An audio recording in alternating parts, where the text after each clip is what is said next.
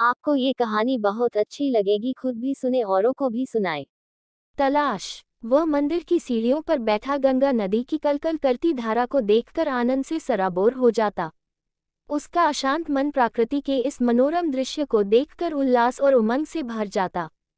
कोलाहल से दूर इस शांत वातावरण में वह ऐसे खो जाता कि समय के बीतने का एहसास भी नहीं हो पाता। चारों ओर शांति ही शांति थी। ऐसी शांति को छोड़कर भला कौन अशांत दुनिया में जाना चाहेगा। यही कारण था कि वह घटों गंगा की लहरों में खो जाया करता। एक दिन अचानक किसी ने उसके कंधे पर हाथ रखा। उसका ध्यान भंग हुआ। उसने पलटकर देखा। उसके पीछे एक अति खूबसूरत युवती गेरुआ रंग के कपड़े पहने खड़ी थी, मानो स्वर्ग से उतरी साक्षात सौंदर्य की कोई अप्सरा हो। वह अपलक आंखों से उसकी खूबसूरती को निहारने लगा। गुलाब की पंखुड़ियां के समान होंठ, मोती जैसे दांत, नशीली आंखें, माथे पर चंदन का टीका और हवा में लहराते बिखरे बाल, जो उसकी खूबसूरती में चार चांद लगा रहे थे। क्या मैं आपके करीब बैठ सकती हूँ? वह मुस्कुराते हुए बोली। हाँ हाँ, क्यों नहीं, वह बोला। वह उसके करीब बैठ गई और बोली, यहाँ पर बहुत शांति है। गंगा की इवरल धारा को देखकर तन मन प्रफुल्लित हो जाता है। फिर मंदिर की घंटियां मानो अशांत मन को भी उन्मत्त से भर देती है। आप सही कह रही है। इसलिए तो मैं अपने अशांत मन को शांत करने के लिए यहाँ घटों बैठा करता हूँ। यहाँ बेचैन दिल को सुकून मिलता है। वह बोला। तो आप इस शहर में ही रहते हैं? वह बोली। नहीं, केदारनाथ धाम का नाम बहुत सुना था। कहते हैं यहाँ आकर भगवान शिव के दर्शन करने मात्र से ही मन की इच्छा पूरी हो जाती है। वह बोला। मैं भी यही जानती हूँ, इसलिए यहाँ आए हूँ। वह बोली। तो आप भी अपनी इच्छा की पूर्ति के लिए यहाँ आए हैं? वह बोला। हाँ, शायद यहाँ मेरी इच्छा पूरी हो जाए। वह बोली। आप कहाँ से आए हैं और आपका नाम क्या है? उसने पूछा। वह मुस्कुराते हुए बोली, मैं लंदन से आई हूँ और मेरा नाम रेचल है। आपकी कौन सी इच्छा लंदन में पूरी नहीं हुई, जो अपनी इच्छा पूरी करने के लिए भारत चली आई? वह मुस्कुराते हुए बोला। आप अपना नाम नहीं बताएंगे? वह मुस्कान बिखेरते हुए बोली। वह मुस्कुराकर बोला, नरेंद्र। बड़ा प्यारा नाम है। वह मुस्कुराते हुए बोली। आपने बताया नहीं कि आप यहाँ क्यों आए हैं? वह पुनः प्रश्न किया। मेरा परिवार पहले भारत में ही रहता था, फिर मेरे दादाजी यहाँ की सारी संपत्ति बेचकर लंदन चले गए। वहाँ मेरे पिताजी का बहुत बड़ा कारोबार है। मेरा लालन पालन वही लंदन में हुआ। मेरे परिवार के लोग लंदन में रहने के बावजूद अपनी संस्कृति और देश को भूला नहीं पाए। मेरी परवरिश भी भारतीय परिवेश में हुई। मुझे भारतीय संस्कृति से बहुत लगाव है। यही कारण रहा कि मैं अपने परिवार को छोड़कर लंदन से मुंबई आ गई। लेकिन वहाँ की संस्कृति मुझे रास नहीं आई। लंदन की तरह ही मुंबई की संस्कृति है। वहाँ दौलत शोहरत है, लेकिन मन की शांति नहीं है। सब मतलब के यार है। वहाँ कोई सच्चे दिल से किसी को प्यार नहीं करता। उन आंखों में सच्चे प्यार की झलक नहीं मिलती, बिल्कुल आंखों में वासना की भूख झलकती थी। मैं राम के जीवन दर्शन को पढ़कर यहाँ राम की खोज में आई थी। मैं राम की सीता बनना चाहती थी, लेकिन माहौल में मुझे कोई राम नजर नहीं आ रहा था। चारों ओर रावण ही रावण थे, जो सीता की पिवाता को भंग करना चाहते थे। इतने दिन मुंबई में रही, लेकिन किसी से अपने प्यार का इजहार नहीं किया, न अपने शरीर को किसी को स्पर्श करने दिया। मैं आज भी सीता और गंगा की तरह पवित्र हूँ। मैं अपने राम की खोज में भटक रही हूँ। मैं उस सच्चे इंसान की तलाश कर रही हूँ, जो राम की तरह निश्चल चरित्र वाला हो और मुझे सीता की तरह सच्चे दिल से प्यार करे। वह मेरी खूबसूरती और तन से नहीं, बिल्कुल सच्चे हृदय से मुझे अपना बना ले। और मैं मुंबई छोड़कर तीर्थों का भ्रमण करने लगी, ताकि मेरे जीवन में भी कोई राम मिल जाए। वह प्रेम भरी निगाहों से उसकी ओर देखते हुए बोली। उसकी बातें सुनकर उसके हृदय में रेचल के प्रति प्रेम और अनुराग उमड़। उसके त्याग के सामने वह नतमस्तक हो गया और सोचने लगा कि कितने उच्च विचार है इस युवती के। दौलत और शोहरत को छोड़कर सच्चे मानव की तलाश में भटक रही है, अपने राम की खोज कर रही है। जबकि आधुनिकता की इस अंधी दौड़ में जहां दौलत और शोहरत पाने के लिए आज की युवतियां क्या कुछ करने को तैयार हो जाती है, ऐसे में रेचल का ये त्याग उसके विशाल हृदय का प्रतीक है। निस्वार्थ प्रेम तो कहीं दिखता ही नहीं। यहाँ तो दौलत की पूजा होती है, राम की नहीं। रेचल तो नैतिकता की अनुपम उदाहरण है। वह मन ही मन रेचल के विचारों से प्रभावित हो उसकी खूबसूरती पर फिदा हो गया। उसे विचारों में खोया देख रेचल बोली, तुम कहाँ खो गए? रात होने वाली है, क्या रात यही बितानी है? उसका ध्यान भंग हुआ। सचमुच रात घिर आई, विचारों में ऐसे खो गया कि उसे समय का ध्यान ही नहीं रहा। वह चारों ओर देखने लगा। चारों ओर सन्नाटा छाया हुआ था। अंधेरी रात में भी रेचल की खूबसूरती मानो प्रकाश फैला रही थी। उसे ध्यान आया कि आजकल यहाँ का माहौल खराब है। ऐसे में किसी खूबसूरत युवती को रात के अंधेरे में यहाँ अधिक देर तक रुकना किसी मुसीबत को बुलावा देना है। वह रेचल की ओर देखते हुए बोला, बातों में समय का पता ही नहीं चला। रात में यहाँ रुकना ठीक नहीं है। अब पहले वाला समय नहीं रहा। बुरे बदमाशों का भी यहाँ आना जाना लगा रहता है। आप कहाँ ठहरी है? मैं आपको वहां तक छोड़ दूंगा। रेचल की आंखों में चमक थी। अपने पराये का भेद नहीं था। उसकी आंखों में अपनेपन का भाव साफ झलक रहा था। इतने कम समय में रेचल उससे घुल मिल गई थी। वह मुस्कुराते हुए बोली, मैं होटल सूर्या में रुकी हूँ और आप कहाँ रुके हैं? मैं पास के ही एक होटल ताज में ठहरा हूँ। चलिए आपको होटल तक छोड़ देता हूँ। वह न चाहते हुए भी रेचल से झूठ बोल दिया। उसका घर तो इसी शहर में है। वह अपने अभाव और कष्टों को भुलाने के लिए यहाँ घंटों बैठा करता है। मैं स्वयं चली जाऊंगी। मैं एक गाड़ी को भाड़े पर ले रखी हूँ। गाड़ी मंदिर प्रांगण के बाहर खड़ी है। चलिए साथ में चलते, रास्ते में आपको उतार दूंगी। वह उसके हाथ को पकड़ ली और गाड़ी की ओर बने लगी। उसके कोमल हाथ के स्पर्श से उसका शरीर रोमांचित हो रहा था। उसकी खूबसूरती उसे मदहोश कर रही थी। उसे लग रहा था कि कुछ देर और उसके साथ गाड़ी में बैठा रहा तो वह अपना संयम खो देगा। वह बीच रास्ते में ही गाड़ी रुकवा दी और बोला, यही पास में ही होटल है। मैं अब चला जाऊंगा। रेचल बोली, हम कल सुबह मंदिर में मिलेंगे। गंगा स्नान कर भगवान की पूजा करेंगे। आप भी साथ रहेंगे न? मैं आपका वही इंतजार करूंगी। यहीं से हम दोनों साथ मंदिर चलेंगे। पहली मुलाकात में ही वह रेचल को अपना दिल दे बैठा था। उसकी खूबसूरती पर फिदा हो गया था। उसकी खूबसूरती उसके दिल को बेचैन कर रही थी।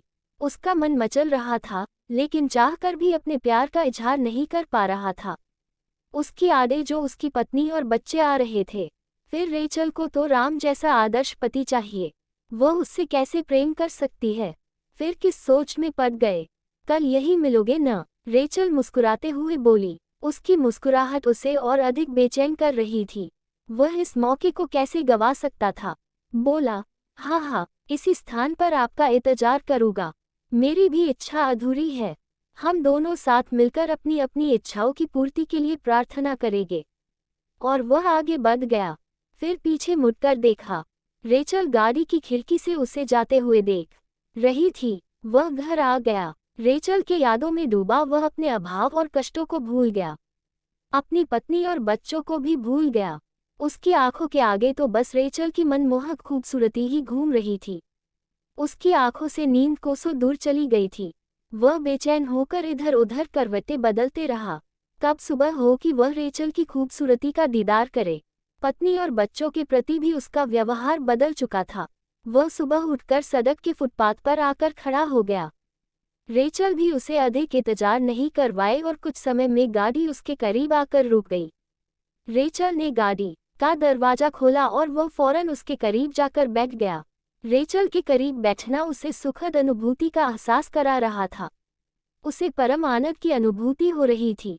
वह रेचल के यादों में इस कदर डूब गया कि मंदिर कब आ गया उसे पता भी नहीं चला।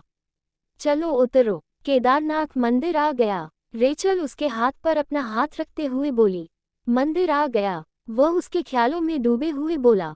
हाँ, आ गया। रेचल बोली। दोनों गाड़ी से उतर मंदिर प्रांगण में प्रवेश कर गए। उत्तरायण गंगा की शांत धारा उन दोनों को अपनी ओर आकर्षित कर रही थी। गंगा का निर्मल जल शीशे की तरह चमक रहा था। रेचल, तुम यहाँ स्नान कर पाओगी? इस खुले वातावरण में कैसे अपने कपड़े बदलोगी? इतना प्राचीन तीर्थ स्थल, लेकिन सुविधा नहीं है। औरतों के कपड़े बदलने तक की व्यवस्था नहीं। यहाँ स्नान करना तुम्हारे लिए उचित नहीं। वह अपनी निगाह नीची कर बोला। महानगर के लोग स्विमिंग पूल में कैसे नहाते हैं, सनमंदिर में कैसे स्नान करते हैं। फिर गंगा की निर्मल धारा में स्नान करने में संकोच कैसा? खुले वातावरण में स्नान करने का आनंद ही कुछ और है। फिर तुम भी होन अपनों के साथ स्नान करने में संकोच कैसा? मैं कपटे पीपल के पेड़ की ओट में बदल लूंगी। रेचल उसके गाल पर अपने कोमल हाथ से स्पर्श करते हुए बोली। और दोनों ने गंगा स्नान कर भगवान शंकर का जलाभिषेक किया। इस प्रकार वे दोनों रोज मंदिर की सीढ़ियों पर बैठे घंटों बातें किया करते। काफी दिन हो गए, वे दोनों एक दूसरे से काफी घुल मिल गए। एक दिन बातों ही बातों में न तुम यहाँ काफी दिनों से हो, यहाँ से कब जा रही हो? अपने राम की तलाश से।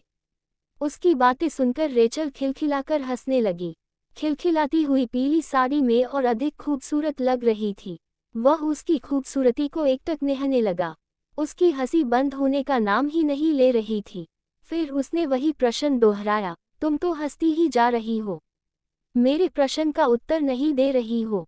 रेचल अपनी हंसी पर काबू करते हुए बोली, अब मैं कहीं नहीं जाऊंगी, यही रहूंगी। क्यों? उसने प्रश्न किया। मेरी तलाश पूरी हो गई। रेचल उसकी आंखों में आंखें डालकर बोली, क्या तुम्हारी तलाश पूरी हो गई? भगवान शंकर ने तुम्हारी पुकार सुन ली। कौन है वह खुशनसीब जो तुम्हारा राम बनेगा? वह उदास स्वर में बोला, मुझे राम जैसा चरित्र वाला सच्चा इंसान मिल गया। मैं सीता बनकर उसकी जिंदगी खुशियों से भर दूंगी और वह मेरी जिंदगी को राम बनकर। रेचल उत्साहित स्वर में बोली, जरा मैं भी तो जानूं, वह कौन है जो तुम्हारा राम बनेगा? वह बोला। वह मुस्कुराते हुए उसकी बाहों से लिपट गई और बोली, नरेंद्र, वह राम तुम हो और मैं तुम्हारी सीता। तुम्हारी आंखों में मेरे प्रति सच्चा प्रेम झलकता है। तुम्हारी आंखों में प्रेम और अनुराग है। तुम्हारी आंखों में जो प्रेम और समर्पण है, वह किसी और की आंखों में नहीं देखी। तुम में ही मुझे राम का स्वरूप नजर आता है। वह तुम ही आदर्श पुरुष हो जिसकी तलाश में मैं भटक रही थी। आज मेरे सच्चे मानव की तलाश पूरी हो गई। मुझे अपने मन मंदिर में बसा लो, मुझे अपनी सीता बना लो। उसके शरीर का स्पर्श उसे रोमांचित कर रहा था। वह अपनी मर्यादा की सीमा को लांघने ही वाला था कि उसकी अंतरात्मा ने उसे धिक्कारा, तुम ये क्या करने जा रहे हो? वह रेचल जो अपने परिवार और दौलत शोहरत को छोड़कर शांति की खोज में भारत आई, यहाँ आकर भी माया नगरी की चकाचौंध जिंदगी को त्याग कर राम जैसे आदर्श पुरुष की खोज में भटकने लगी। वह सीता बनना चाहती है, गंगा की तरह निर्मल और पवित्र। रेचल को अपवित्र मत करो।